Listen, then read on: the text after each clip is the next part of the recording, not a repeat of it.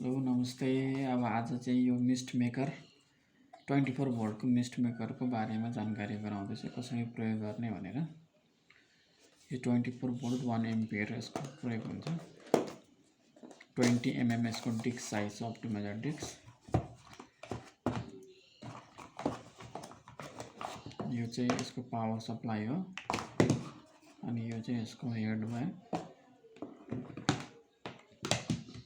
यसमा चाहिँ यो बिचको मेन चाहिँ सिरामिक डिस्क हुन्छ, यसैबाट नि मिस्ट निक्लिने हुन्छ। यो चाहिँ कालो भाग चाहिँ सेन्सर हो, यो वाटर लेभल सेन्सर हो। पानी चाहिँ योभन्दा 1 सेन्टिमिटर अथवा 1.5 सेन्टिमिटर 2 सेन्टिमिटरसम्म मात्रको लेभलमा पानी टपअप गर्नुपर्ने हुन्छ।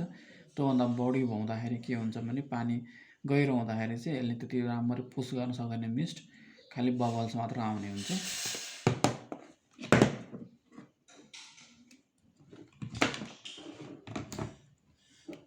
अब यो कलर यसरी 12 एलइडी छ कलरफुल।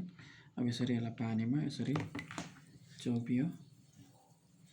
यहाँनिर यस्तो छ, यो वाटर लेभल सेन्सर हो। यहाँनिर सेन्सरमा पानी टच भएपछि आउने हुन्छ मिस्ट। अहिले चाहिँ यसको पानी एकदम ठिक लेभलमा छ।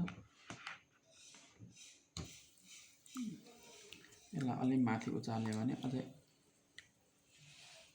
हुन्छ चाँडो। जति गहिरो भयो त्यति कम आउँछ, त्यति माथि भयो। यसको सेन्सर हो, यो माथि आएपछि आफै बन्द हुन्छ पानी घटेपछि। यसरी सेन्सरको माथिको सेन्सर लेभल छोएपछि मात्र अन हुन्छ, त्यो तल गएपछि आफै बन्द हुन्छ।